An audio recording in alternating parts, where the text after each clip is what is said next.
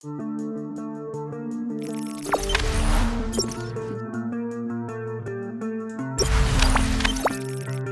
Greeners akan jadikan Asnawi Mangkualam sebagai penyerang usai tampil apik di Timnas Indonesia.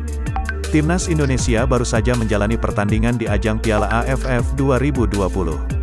Sejumlah pemainnya pun kini mendapat perhatian. Salah satunya ialah Asnawi Mangkualam.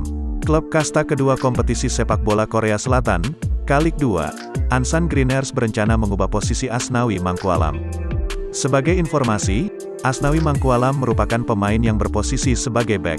Tepatnya Asnawi Mangkualam seringkali menempati pos bek sayap kanan. Akan tetapi, Ansan Greeners rupanya memiliki niatan untuk menjadikan Asnawi Mangkualam sebagai penyerang. Hal ini disampaikan oleh pelatih Ansan Greeners, Cho Min-guk. Cho Min-guk menilai bahwa Asnawi Mangkualam memiliki potensi sebagai penyerang sayap. Selain itu, Cho Min-guk juga mengaku bahwa perubahan posisi Asnawi dilakukan untuk menaikkan minat supporter menonton Ansan Greeners.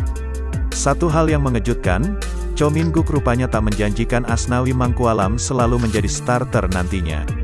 Namun, Cho Min-guk memastikan bahwa pemain berusia 22 tahun itu merupakan pemain penting bagi Ansan Greeners.